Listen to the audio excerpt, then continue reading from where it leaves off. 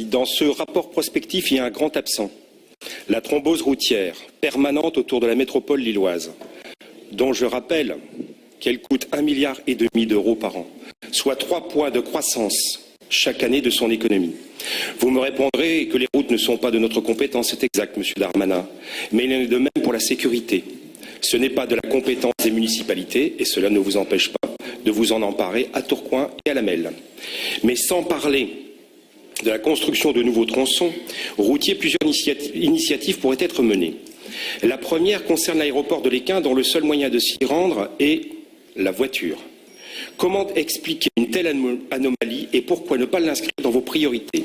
L'aéroport se trouve à moins de 2 km à vol d'oiseau du terminal du métro des 4 cantons. Une ligne en surface pourrait être envisagée sans passer par un coûteux métro sous la ville de l'Équin.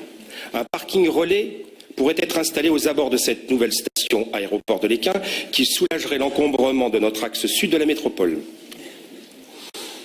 Mais de parking relais, il en manque cruellement. Le parking Saint-Philibert est saturé et congestionne son axe ouest.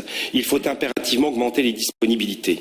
La ligne commune ligne nord est totalement abandonnée. Son doublement est un impératif catégorique associé, elle aussi, à des parkings relais, pourrait soulager cet axe-là et désengorger la rocade nord-ouest. Une autre piste à exploiter serait de construire la ville à la campagne, pour reprendre l'expression d'Alphonse Allais. Au-delà de la boutade de l'humoriste, il y a peut-être l'opportunité d'installer, à étudier, le futur siège de la Melle ailleurs qu'aux abords de la gare Lille-Europe, puisque son président, Damien Castelin, souhaite le reconstruire. La gare de Seclin présente d'évidents intérêts, à 12 minutes seulement de la gare Lille-Flandre. Un parking relais à la hauteur de cette ambition pourrait y être installé, ce qui soulagerait d'autant la thrombose permanente de l'A1. Enfin, et tout le monde en parle et personne ne le fait, changer nos habitudes, comme l'a rappelé le président du Césaire, M. De Groot. Pourquoi faut-il que tous nos personnels de la région commencent à 8 heures leur journée? Proust pensait que les habitudes rendaient la vie supportable, mais il n'avait pas prévu que nos trajets deviendraient insupportables.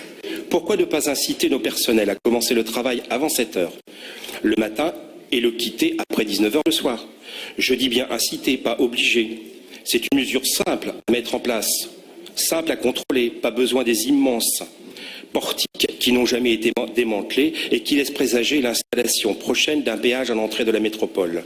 Cette mesure pourrait inciter d'autres collectivités à suivre cet exemple et pourrait, pourquoi pas, être imitée par les entreprises privées. Je vous remercie. Monsieur le prêtre.